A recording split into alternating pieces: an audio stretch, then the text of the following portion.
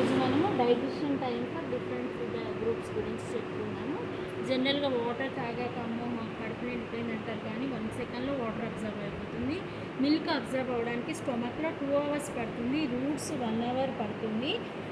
తర్వాత serials millets కూడా time పడుతుంది, పల్సెస్ కూడా 1 to 1.5 అవర్ పడుతుంది. అందుకే మనము పప్పు ధాన్యాలు ప్రోటీన్స్ తిన్నప్పుడు మనకి ఆకలి ఎక్కువ ఉండదు.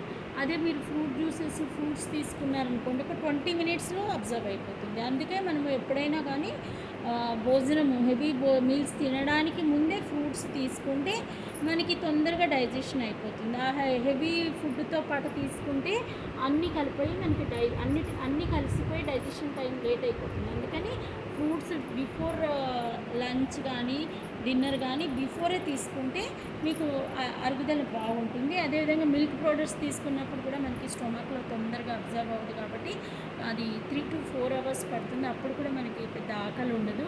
ఈ నట్స్ సీడ్స్ కూడా 2 అవర్స్ పడుతుంది, అది కూడా మనకి టైం టేకింగ్ కాబట్టి అది కూడా అవి తీసుకున్నప్పుడు కూడా మనకి ఆకలి ఎక్కువ ఉండదు. అదేవిధంగా అక్కడ చూడండి, దాంట్లో కూడా మనము ఫ్రూట్స్ అండ్ వెజిటబుల్స్ తీసుకున్నప్పుడు 30 to 45 మినిట్స్లో మనకి స్టొమక్ ఖాళీ అయిపోతుంది. సో అందుకని అది బిఫోర్ లంచ్ డిన్నర్ తీసుకోవచ్చు. తర్వాత ఇంకా స్టొమక్ విత్ ఫ్రెష్ ఫుడ్స్ తీసుకుంటే 1 to 2 అవర్స్ పడుతుంది అరగడానికి. అదేవిధంగా ఫ్యాట్స్ అండ్ ఆయిల్స్ కూడా 2 to 4 అవర్స్ పడుతుంది. అందుకే ఆయిల్ ఫుడ్స్ తీసుకున్నప్పుడు కూడా మనకి ఆకలి వేయదు. సో ఈ విధంగా చూసుకుంటే మనకి ఏ ఫుడ్ ఎంత తొందరగా మనకి స్టొమక్లో అబ్జర్వ్ అయిపోతుంది, దేనివల్ల మనము తీసుకుంటే ఆకలి, ఎందుకంటే ఆకలి మనకి ఎక్కువసేపు వేయదు అనేది దీన్ని బట్టి మనకు తెలుస్తుంది.